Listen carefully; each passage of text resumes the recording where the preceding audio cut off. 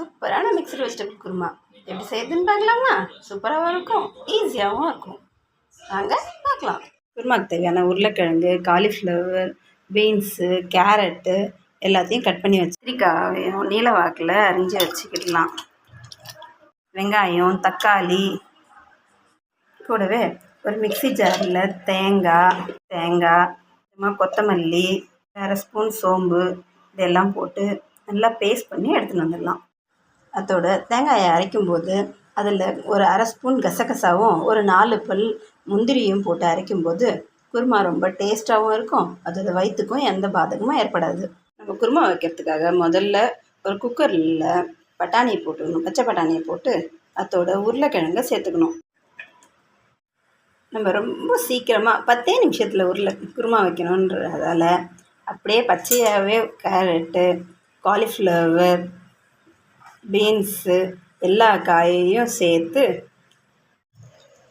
அதோட நறுக்கி வச்ச கத்திரிக்காய்,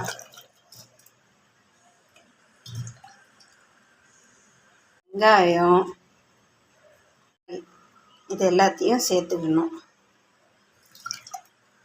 இஞ்சி பூண்டு பேஸ்ட்டையும் சேர்த்துக்கிட்டு அதோட நம்ம வீட்டில் அரைச்ச மிளகாத்தூள் அதையும் 2 ஸ்பூன் போட்டுக்கணும். கொஞ்சமாக மஞ்சத்தூள், தேவையான அளவு உப்பு இது எல்லாத்தையும் போட்டுட்டு தேவையான அளவு தண்ணியும் ஊற்றி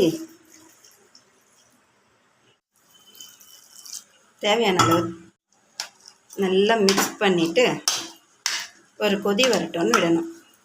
நல்லா கொதித்த பிறகு